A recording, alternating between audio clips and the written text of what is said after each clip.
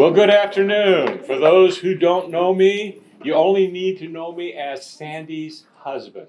And you can go on from there. And you're up to the other gray-haired guy that's around. The other gray-haired guy that's around here.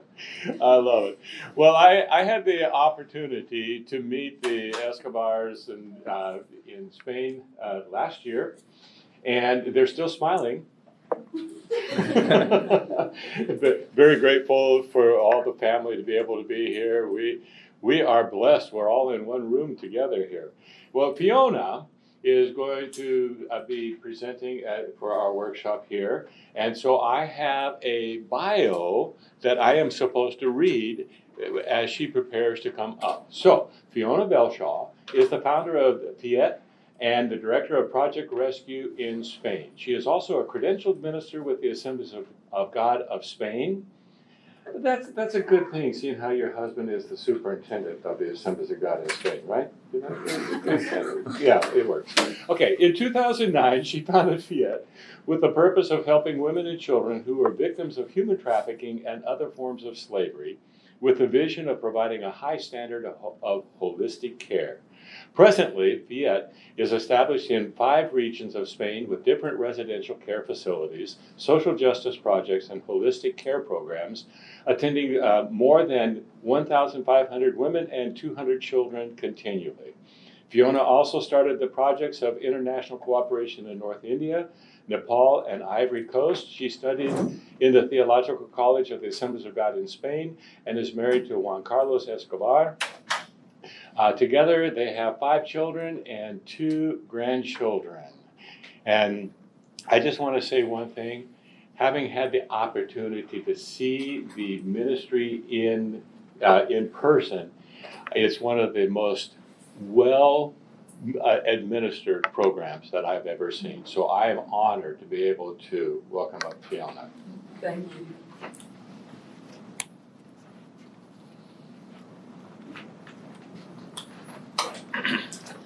Okay, well, good morning, everyone, and thank you so much for choosing this workshop. I hope that together we're going to be able to deepen and learn a little bit more today. I have a question. ¿Cuántas personas hablan español? En English. Okay. Pregunta si los que hablan español hablan inglés también. Yeah, okay. ¿Cuántas personas hablan español y inglés? Everybody speaks English? Okay, because this was meant to be bilingual class. Jean, my question is, does everyone want a free Spanish class? And I translate for myself? Or it's not needed? I don't think it's needed. Okay, we just stick to English. Is everyone good with that? Yeah. I might say some things in we were given that Español permission. just for the fun of it and for those Spanish speakers. Muy bien. Okay, thank you. So the title of this workshop is Sexual Exploitation, How to Protect Your Children. And I guess if you're here, there's some child that you know or you're just interested in how to do this. And as you'll have seen yesterday, all day yesterday and this morning, we've been hearing exactly this, how to protect our children. And so a lot of the things that I'm going to be speaking about now, you've already heard in one of these, in one of the sessions that we've had during yesterday and today, because they have covered so many things. There are a couple of other things that we'll be talking about, and I would like to have a space as well for interaction. So if anyone would like to make a question or interrupt, please just raise your hand, and because I think it's a lot more enriching when we can all participate, and we can have a time as well of discussion towards the end. Hopefully I'll try to finish on time so that we've got time to have discussion and then get back to have lunch.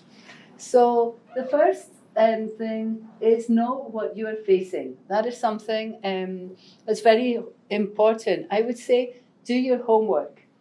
On the theme of sexual exploitation and human trafficking, it amazes me. A lot of people get their education really from Hollywood, right? I don't know how many people have seen the movie Taken. Oh, yeah.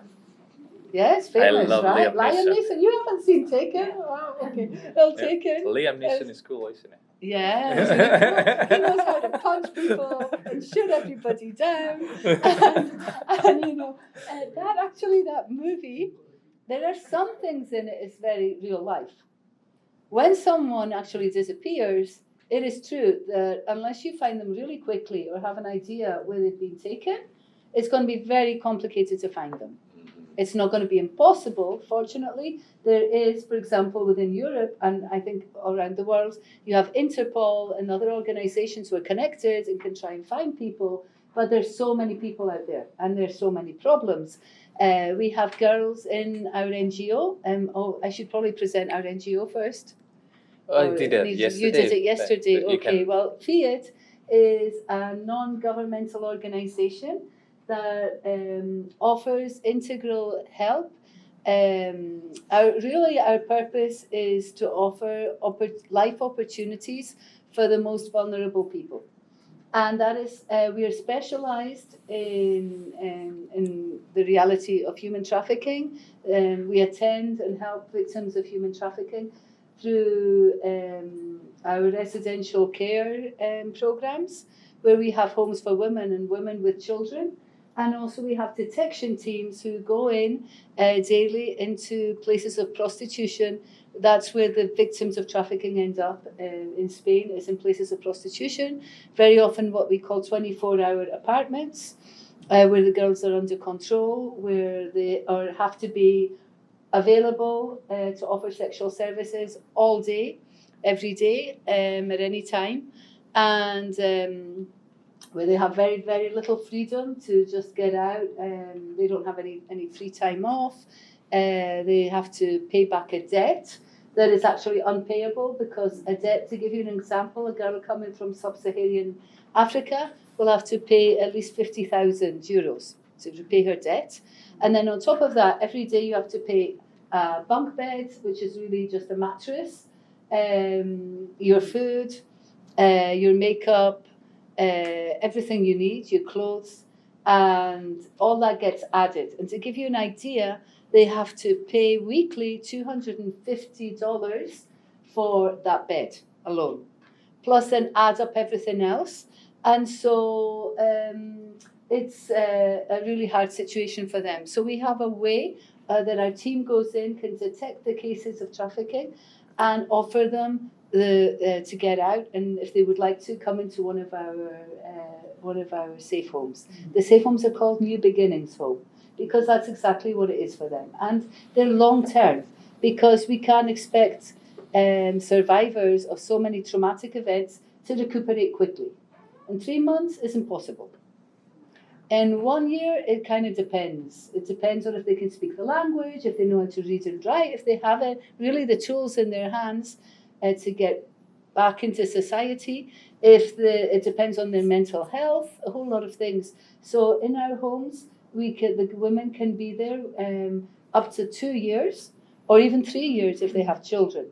And we definitely do not just tell someone you have to leave next month because 2 years has happened now. No, you assess individually each person with that. Together with that, we have international cooperation in countries like the Ivory Coast, Nepal, and the north of India.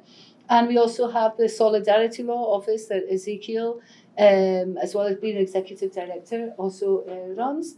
And with that, we have 4 attorneys who are able to work with the women day to day. It's one of the main areas that we need, because since these women, 98% of them are 98% of them are from countries outside of the European Union.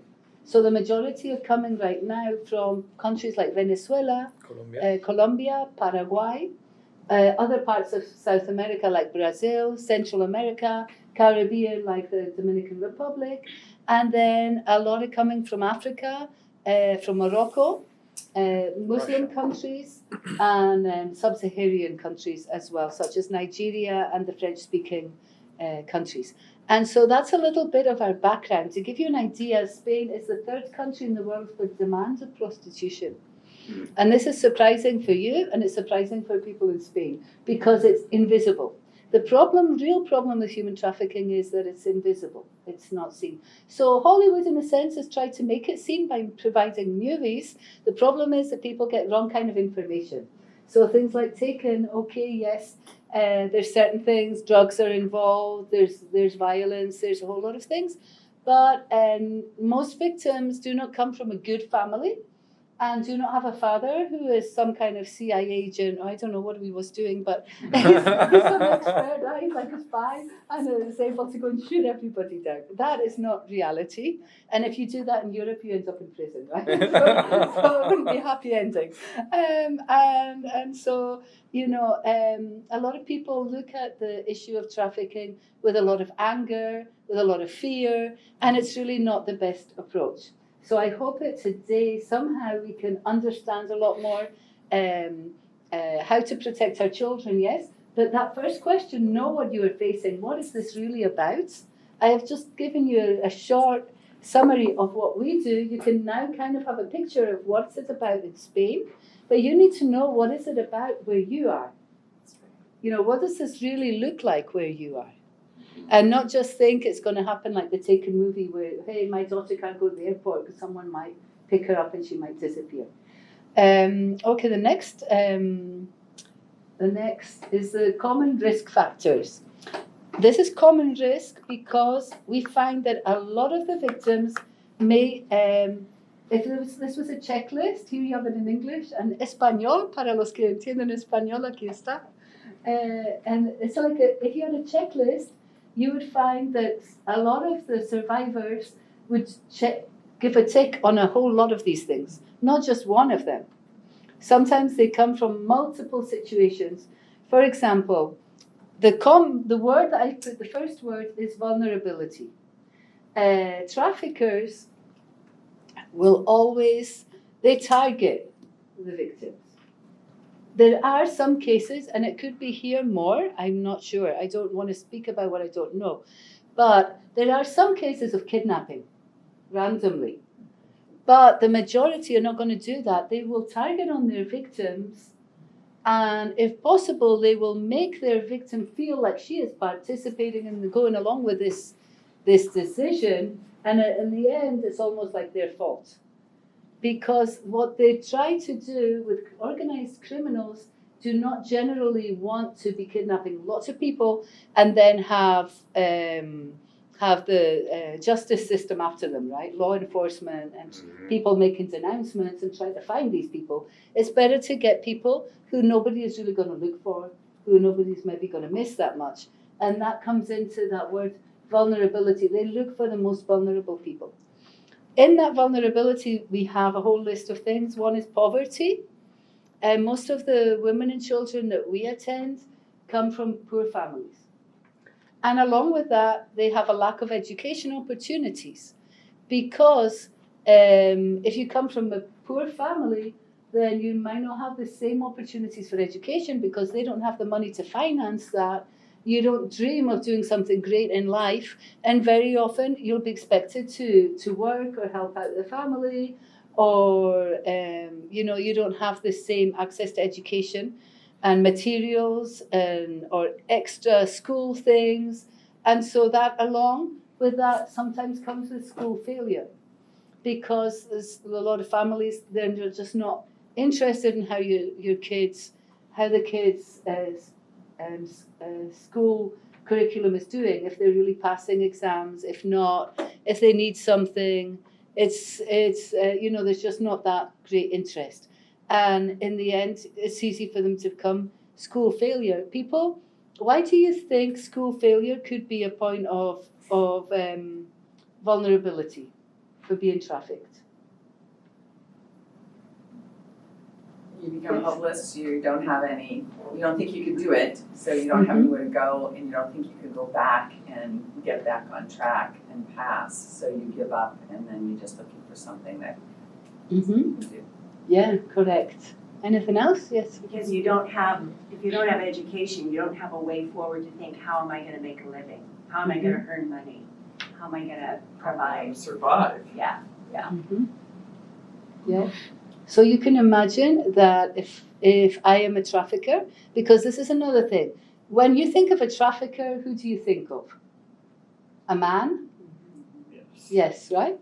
Okay. Well, let me tell you, a lot of the traffickers are women.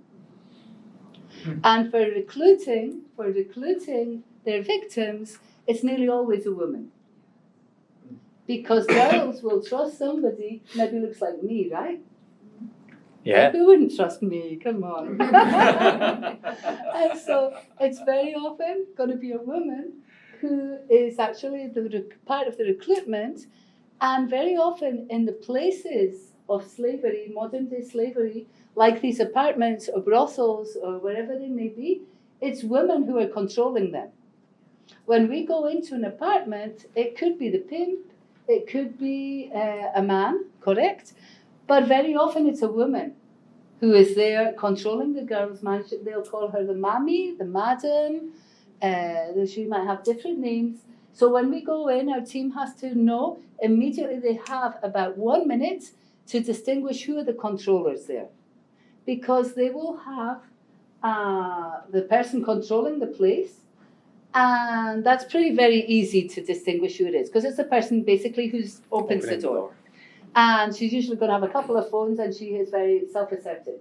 Now, but within the girls, say this whole row here are all people that could possible victims of trafficking. Within that row, I might have 1 or 2 who are also controllers. Mm-hmm. And these controllers tend to be girls who have been victims themselves, and it's a way to get out of, to have a better life, since they don't think there's any way out. Well, I might as well get some benefits, have a bit more free time, get better food. I don't get punishments that others get because they have a system of punishments. And so I kind of step over onto the side of the mafia, and I will now recruit my friends, people I know, and get them to come, or just be controlling at the home. And you might think how bad they are. Well, don't think that, because we haven't been in their situation. And it's really a matter of survival. You'd be surprised the bad things we could do to other people that we might just know to be able to survive ourselves. And in their world, we can say the mafia is good and these people are, no, the mafia is bad, right?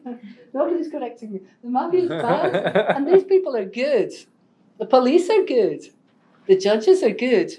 The school teacher is good. That's what we're hearing here. Unfortunately for them, the mafia very often are the people that have taken me out of a life of misery from the other sides of the world, or from Mexico, or from my really bad life, what I have. And they're helping me get out of that. I owe them something. And they're bad, but bad people, I think one other thing that we tend to think that is wrong is that we think that bad people are always bad. Bad all the time. 100% bad. But that's not reality. Even the people that do really bad things can have a kind of good side to them, and they have to be sometimes nice to their victims and sometimes show a little bit of empathy, because otherwise the girls would be very clear that that's a bad person. And so for them it's not like that, because the buyers of sexual exploitation are very often judges, police, educators. There's a whole range. Everybody is out there. Everybody. We're not talking about somebody going with a black raincoat, an alcoholic and a drug addict to pay for sexual services. No. And so for them, that line of who are good and who is bad is perhaps not as clear as for us. Yes, please. Go ahead. I would argue that the manipulation is still bad. Yes, of course. They may be nice, but the manipulation is still bad. Well, no, they're doing bad things and thinking about how to do bad things all the time. So yeah, we understand that these are not good people, right? But for the victim herself, because she doesn't very often know her rights, her legal rights or anything, it's somebody that she actually depends on. She depends on that person to be able to eat, to be able to be in the country, to maybe send a little bit of money or save a bit of money depending on her situation. And so let's go forward with this. Okay, so sexual abuse in childhood is definitely another common factor. The great majority of girls and women that we see to have suffered sexual abuse in childhood. And unfortunately, this is a crime. How many of you realize that is a crime, right? It's a serious crime. People should be sent to prison for doing that. And yet, I think it's one of the crimes around this world that goes completely unpunished. because the majority of people never speak. They never say what's really happening, and they can even go into adulthood and never say what's really ever happened to them. And they don't receive the help that they need because that causes so much trauma. I mean, this would be a whole different theme of the kind of trauma that it affects mixing that person. But not only does it bring down your self-esteem, but when this happens to you in childhood, that child is not prepared to neither physically nor mentally to suffer this abuse, and their whole trust system, we're all meant to trust in a parent and family and people we know, is shattered because in the majority of cases it's all people that the child actually knows and could be their own father, brother, cousin, neighbor, etc. And and that again, we like to think of, for example, the church to be a safe place, but very often these are all things that are invisible that we often don't hear or know about. Just for giving you an example, I'm sorry for interrupting. No. This is your. But something that surprises is one of the main cases I had to lead with the law office in collaboration with the public prosecutor and the law enforcement. It was a case where we have to prosecute 7 pastors for being part of a human trafficking network. So these were from Africa, but the truth is that this doesn't distinguish classes or positions. A good criminal organization will ensure that they are present in every single statement of society. Yeah, so just to give a little bit more vision of how sometimes our prejudices can affect the way we see things, right? So, Then we have drugs and alcohol tend to always be present in places of sexual exploitation. We like to put things into compartments. That's why I said it's so complex, because we like to have everything into compartments. Here's the drugs, here's the weapons, here's the alcohol, here's the victims of human trafficking, here's other kind of things. No, it's all kind of mixed together. And a lot of traffickers who traffic in human beings also, in a sense, trafficking drugs, have weapons. They do whatever makes more money. And so in places of prostitution, we're having, in our homes, when the girls come in, we don't say, have you ever taken drugs? Because we know they've all taken drugs. There is not one place, and it could be different here, when you can all talk, the people that know, but there's no one place that's not, the girls will not have to take at some point alcohol and drugs. And because the drugs are not what they were 20 years ago or 10 years ago, we have more girls with problems with mental health disorders just because of the amount of drugs that they've had to take and the kinds of drugs they've had to take. And so people have an idea that girls get into prostitution because they're drug addicts. There are some cases, but the majority in what is human trafficking is that the girls will take drugs because first of all, they're encouraged to take drugs, along with the people who come to pay for the sexual services. The trafficker will say to them, okay, who part of that criminal organization, whatever their position is, because obviously there's different layers, right? But so the real trafficker, they're never even going to know who it is or what their name is or anything. But the person that's controlling them will say, okay, you're going to take this guy, he wants this, this, and this, like Ezekiel told you about yesterday with pornography and all of that kind of thing. And they'll say, but you offer him alcohol, you offer him that drink, you offer him this drugs, because then he's more likely to come back, and also because they're making a whole lot more money. Because instead of just getting 150 euros or 100 euros, that guy can go out and leave 500 euros. Okay, and so that's the one of the main reasons. And of course, for the girls, you can imagine if they're selling your body 9 to 10 times a day, in some cases it's like that, then you can imagine that to survive that mentally, you either have to use dissociation, that is a mechanism. It's a protective mechanism. That's not the right word, but Yeah, anyway, that's to absolutely give you, Yes. to just make you survive. And what you do is your mind just goes somewhere else, and you feel like this is not happening to me. It's a way to protect yourself. And so when girls start doing that, and some people can have, because of your personality, like I can dissociate really easily because my mind is always here and there, and I have a big imagination. And so if you're that kind of personality, it's very easy to dissociate. And in the end, you can get what they call fragmentation of your personality.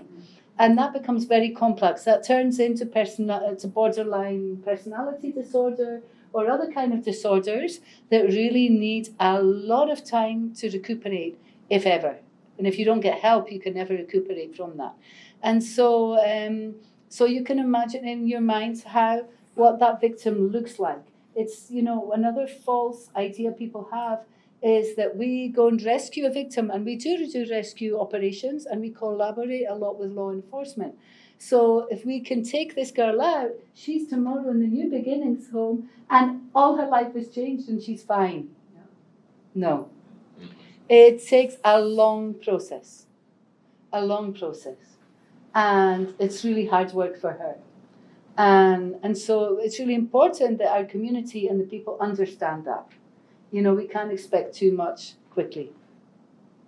Then, the use of internet's unsupervised. I don't think I've got anything more to say. You've heard all about that, right? That unsupervised internet and the dangers of it.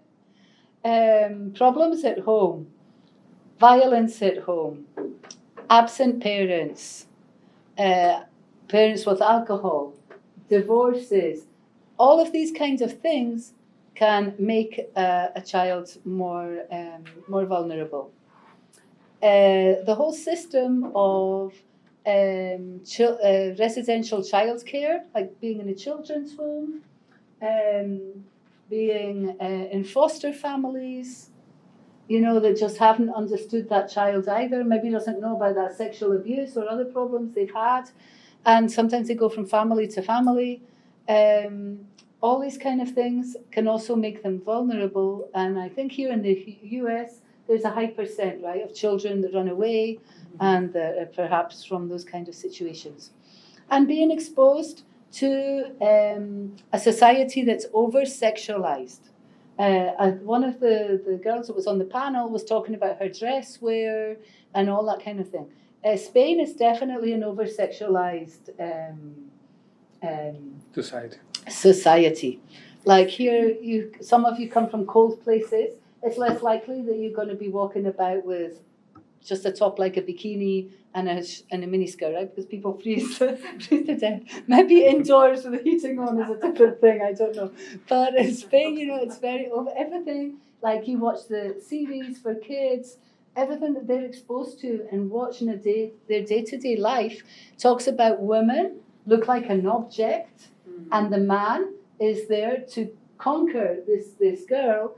And sometimes that relationship can get violent and aggressive and bad. It's all very entertaining, but we're actually teaching our kids that this is what real life is.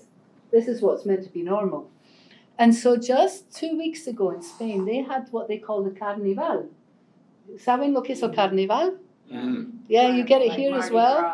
Gras, They do like parades Yeah. and it's music and singing. It all looks really fun. Well, it's fun for some. For others, it's not such a good place. But in this parade that they had in a city in Spain, little girls of 7 and 8 years old, their parade dress was dressing up in sexy underwear, and they had.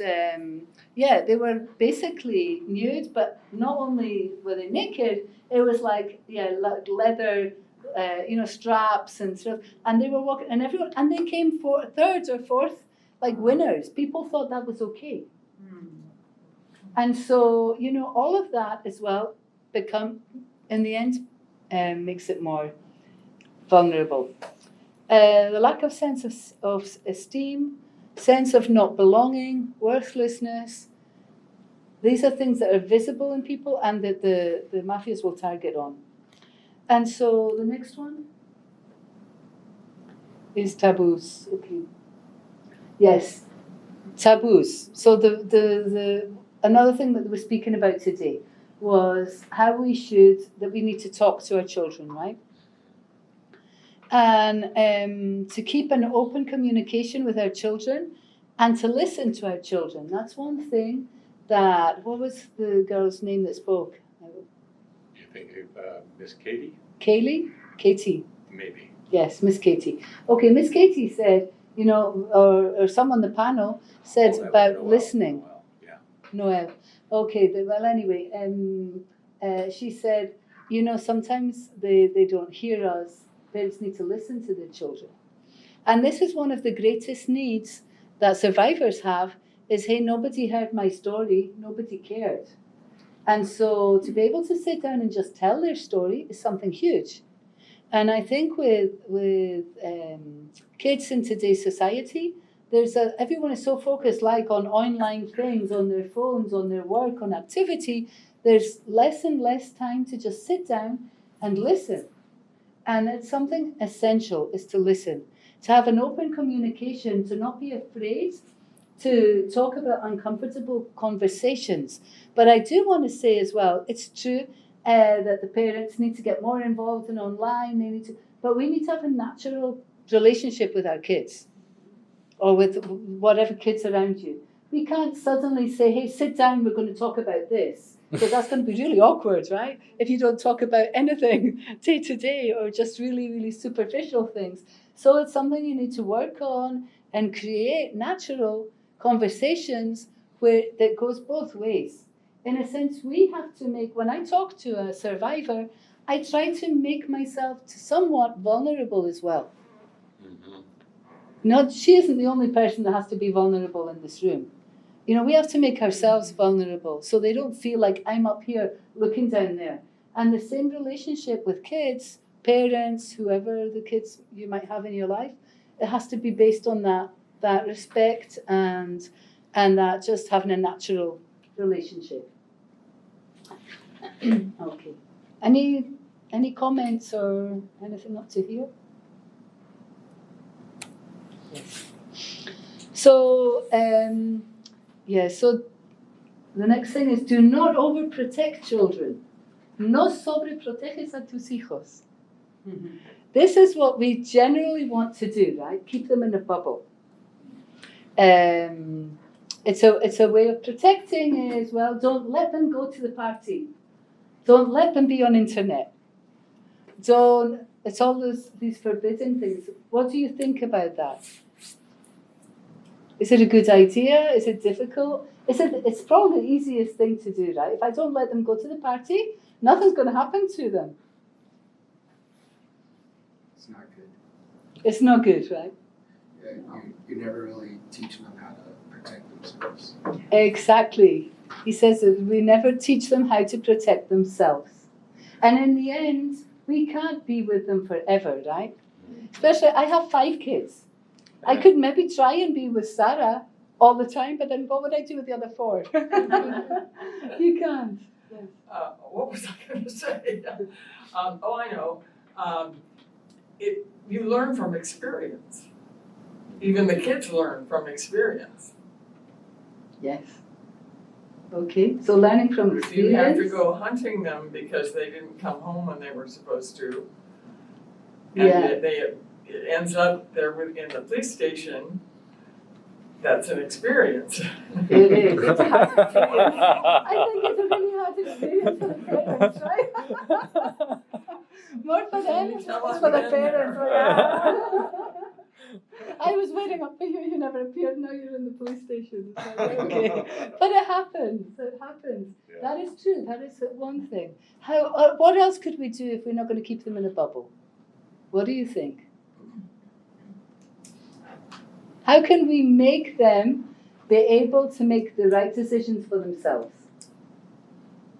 I think kind of like modeling it too, of like, I don't know how young the kids were talking about. If they're young enough, you go with them and you show them like, okay, let's not do this, but instead let's act this way, and just and then if they're older, just talking to them before and after, of like what happened, or maybe here's something that we can avoid but then at the same time afterwards, okay, what happened? What are things that we could work on in the future? Good. Modeling for them. Okay. Other ideas? Well, you heard how many of those 25 and under kids said they didn't pay attention to the warnings. So there's gotta be something, it's gotta be something more than, you do have to talk about it. I mean, that's obvious, communication's extremely important. But somehow they've gotta have some sort of experiential thing that's, oh, they actually knew what they were talking about. But maybe if you talk about it, they're more prepared to deal with it if it should come up. Mm-hmm. It takes a lot of work on a parent's part, but I'm grateful for our experience creating that environment where our daughters felt comfortable about talking with us about any situation, even their dad. And I'll tell you what, that takes a lot on a dad's part to just make himself not judgmental, but to actually hear. So I guess getting out of our own head and really listening is what's really critical. Yeah, the hardest part was after they came home from the police station. Truly. Yeah. I believe it. Okay, now what do we do? Yeah. So, I also think everyone should be a little bit open to learning things. For example, we're here, listening, learning, but a lot of people aren't like that. I've seen many parents, I've heard from children say that their parents say, well, yeah, you can go ahead and do this because I did that in my youth, it was okay. Or no, you shouldn't do this because it's wrong. But they don't actually know the situation, so they can't really explain the situation either. How are you going to say, you can't do this if you don't know yourself why? Or how the times have changed, or how things work. I think it's a very important part to know yourself. yeah.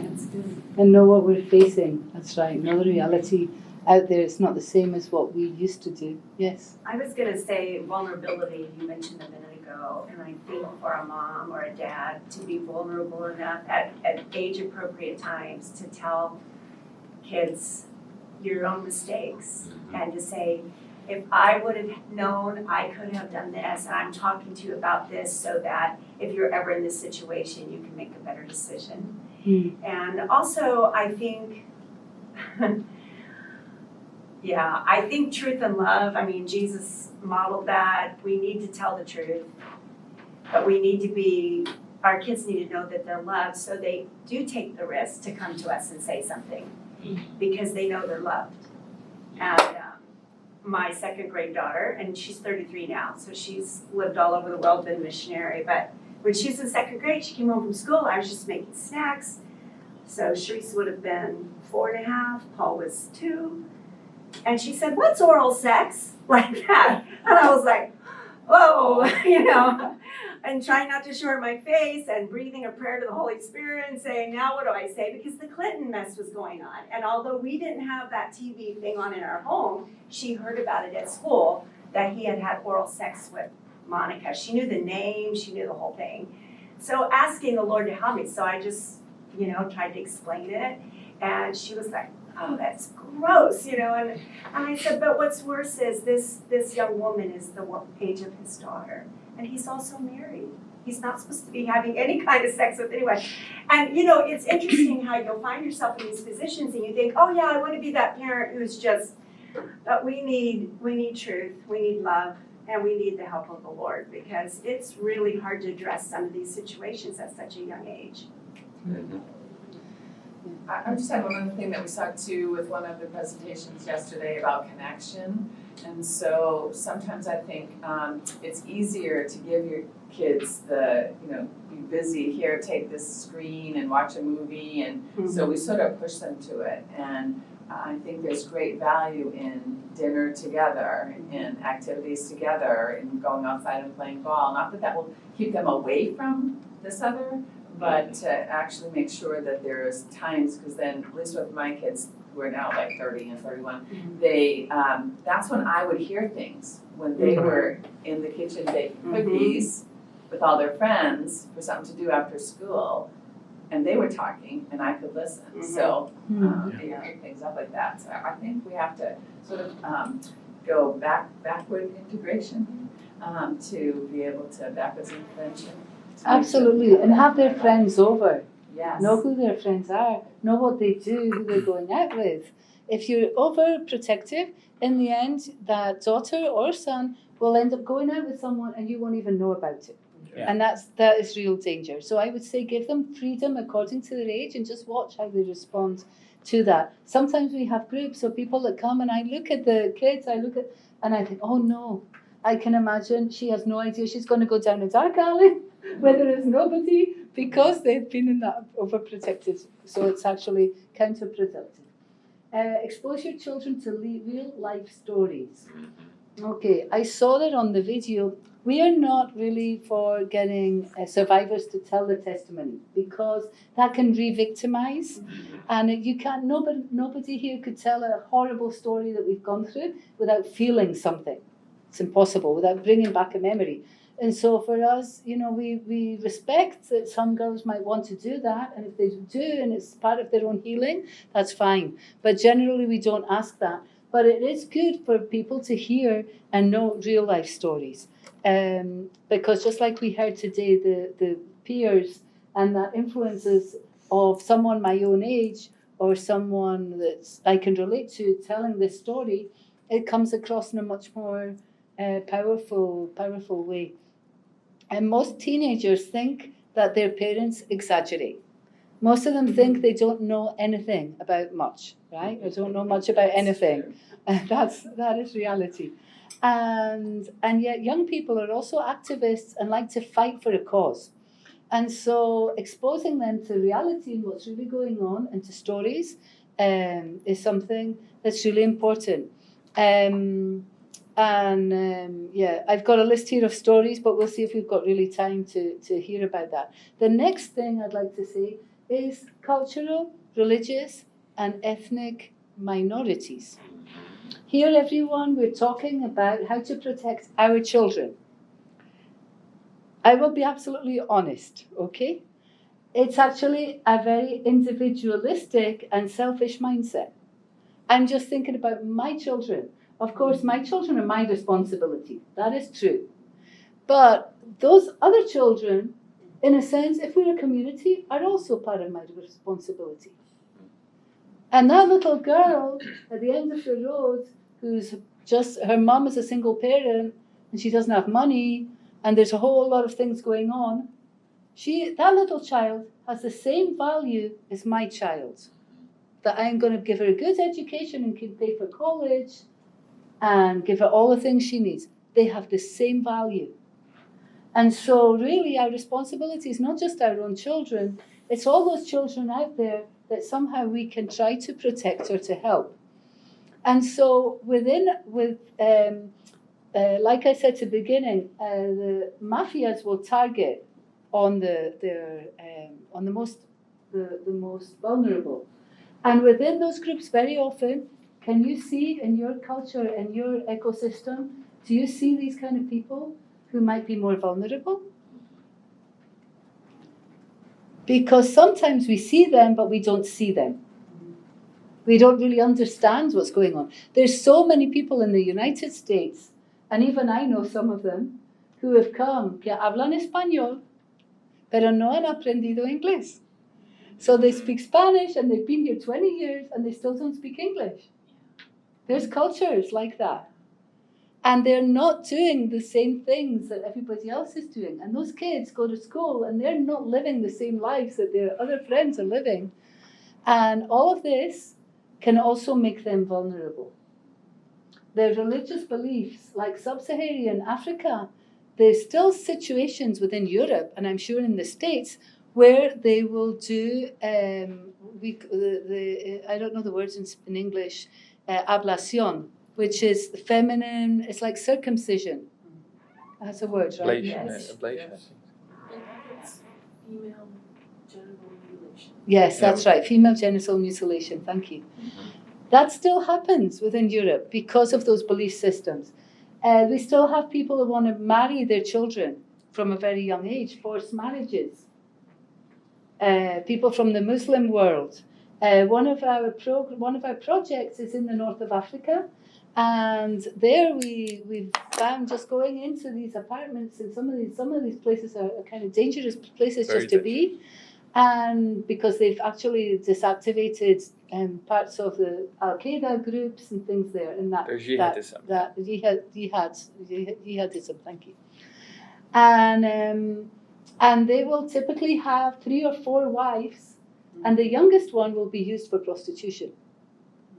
And so people will go, and there's actually something called prostitution of the veil that people want to pay for because they just see the burqa and all that, and it's got something extra.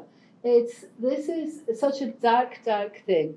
And so, we need to know and understand what kind of people really can be suffering some kind of discrimination, or not really integrated, or not have the same access just to what everybody else has. The lack of legal documentation, all of these kind of things. Can any of you imagine or think of a group that you know around in your area that could be like that? Well, if you can think of them, then you need to, they're the people that you really need to watch out for. And so, we've realized, for example, in Spain, and here I think, how much longer do we have? 5 minutes? 5 to 10 minutes. 9 minutes. 9 minutes, okay, thank you, exactly. You go. And I so like that. this is the ethnic differences, cultural differences, people who are just different from me, and that maybe don't live right in my neighborhood, but they're there. They're very often the people who need to hear this kind of thing and be able to protect their children, or like I think what Live to Free is so important within the schools, because you can get out there and reach so many kids and teachers and make them aware of all of this. In Spain, this definitely has, the ethnico-religious thing also definitely has an impact in the girls that we help. Like I said, the thing with Morocco, and how the Muslim people, you would think they're not trafficking anyone. There is so much sexual exploitation and trafficking within that group. And like in the Eastern European countries where girls are born and have gone through very often the children care system, come out with very little self-esteem, they use a system to recruit them called the lover boy, where it's a guy, and this happens a lot in sextortion and on the internet as well, but where the boy will say to the girl, hey, you're so special, you're so different from the rest, nobody really appreciates you, I know how smart you are, oh, I've been so lucky to meet you. And they will start to give them gifts and invite them out for dinner, and just they're so charming, they're just like the perfect guy that you've been wanting to meet.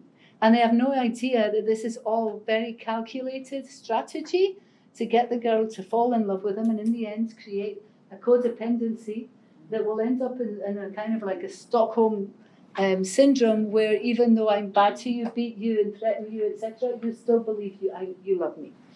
And so that happens a lot with, we've had testimonies of girls who have come through a program like that, and then girls maybe from South America, just to show you the real situations of these vulnerability. We had a girl, I'll call her Carrie, from South America, and she came actually from a Christian home, and a good home, and she had two older brother and a younger sister, and the youngest sister she sang in the choir, she was very smart, and one day she was 13 years old and she walked into her home, she said hi to everyone, she went into her bedroom and she threw herself out of the window. And she killed herself, age 13. And nobody knew why. Nobody knew why. There was no goodbye letter. There was no one had realized anything was wrong with her. No one knew the reason. And so her older sister fell into a huge depression because she felt guilty. Unfortunately, in the church they came from, they told the family that now she was condemned and the sister had gone to hell. And so there was so much suffering caused this couple to separate. And Carrie, who felt guilty because she'd been really on top of her sister, forcing her to study, she dropped her university study. She was in university. She dropped her study. She moved to another country, to Brazil, where she had a brother, just to get away from it all. And while she was there in a big depression, she got offered a job in Spain. There was the mafia.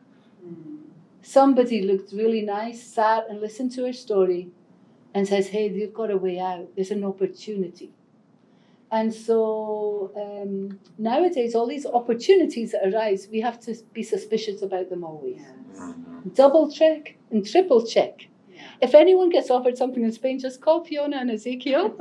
We will check it out. We'll find someone to check it out. But you can't just come. And these kind of offers appear online and through people all the time. And so she came, it was prostitution. She couldn't get out. Finally, fortunately, our detection team knocked on the door of that apartment where she was one day. And she decided to come out. We have a whole system, I can't explain it now, but how to actually be able to speak, because there's cameras in these places and sometimes microphones. So they managed to speak to her. She decided to come out. She went through a program, and today she works as part of the detection team and is rescuing and helping other girls. There is hope. So we don't, there is hope, and there is a lot of stories of life transformation.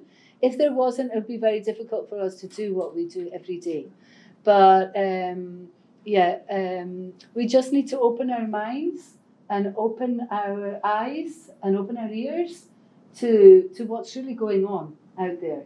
And this way, and especially with those who we think could be more vulnerable. It could be actually anyone, because look at this testimony of Carrie. She was a university student. She was in college. And so, but just when we see those windows of a certain kind of vulnerability, know that sometimes, because if everyone is fine, if you're in a good family, good communication, it's very complex that this kind of thing is going to happen to your kids. When they have that open communication, when you know really where they're at, what they're doing, what they're thinking, what do the friends think, if they have a boyfriend, how do they treat others? This is what I tell my kids. Apart from I tell them, you don't need a boyfriend and you're not getting a girlfriend until you have something to offer. You have nothing to offer now, so just focus on you, right? And so, but sometimes it doesn't work. But at least then say to them, hey, okay, who are his friends? What is he doing? What does he do with his free time? Because you can't just don't overprotect your children. Don't overprotect, but you give them the right questions for them to make themselves. Because if we don't overprotect, we mustn't either ignore issues. That's right. Because they're going to learn through pornography, through internet, through friends at school, through anything out there, and not what we want to educate them, and that's our responsibility, right? So I don't have any other questions, or anyone would like to make any other comments. Some have spoken, some have not spoken. Those who have not spoken, it's your chance to say something.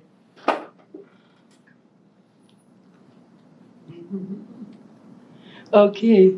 Well, I hope this has been a helpful session to you, and I really appreciate you coming. Thank you so much.